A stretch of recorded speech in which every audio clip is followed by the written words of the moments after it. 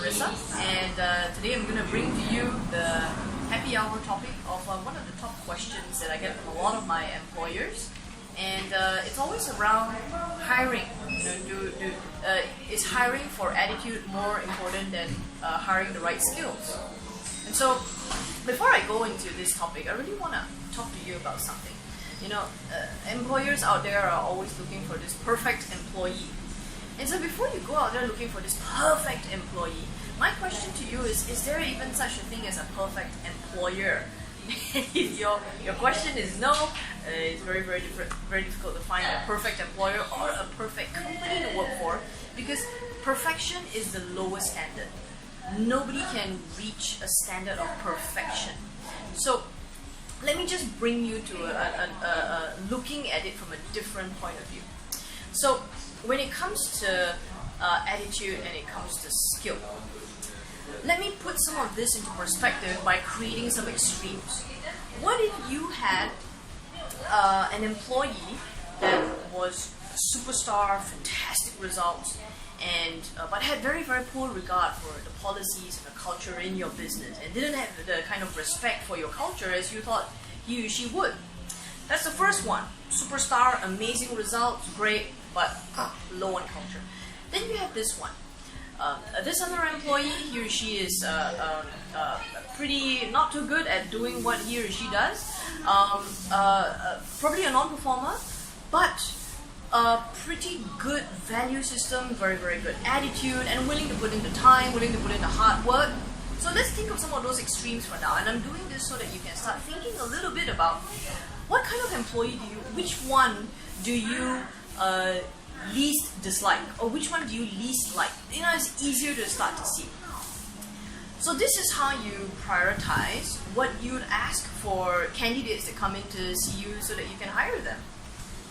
When they come for the interview, the most important thing is when you review their CV, the skills that they have earned an interview. So that's our job as employers, to ensure that there's a match first of all. Like there is a vacancy, the vacancy of this position to do a certain something, and you see the skills in the candidate's CV.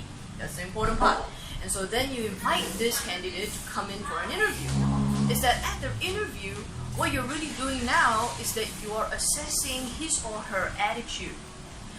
So at the interview, you're going to be assessing, does this person have the right qualities? Does this person have the right values to suit in and align with your culture?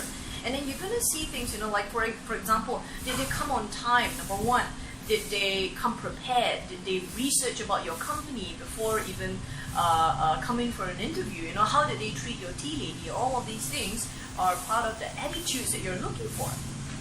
So after the interview, of course, you might find, some people are just a little bit short of the skill part.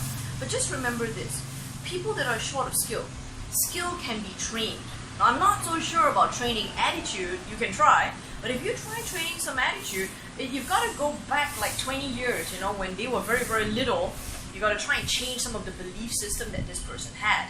So that's really difficult. So if someone comes to you with great attitude, but just a bit short on skill, remember one thing, skills can be trained. I'm not saying it's going to be easy to train skill. I'm not saying that at all. But it's definitely more trainable than training attitude. Alright? So, why I'm sharing this with you is very important to assess a candidate from a will-do or a can-do standpoint. When they will do, it's a question of cooperation. And when they can do, it's a question of competency. And it's very important for us as employers to look at our future candidates in the standpoint of, is this person going to, they may be competent, get a job done, but will they cooperate? And that cooperation is something that you want to be able to align very well with, right? And so I hope you enjoyed today's happy hour. Today's a little bit of a sip, and I will see you next week. Remember this, great business, great life, because being in business is all about having a better life. Take care. Till then.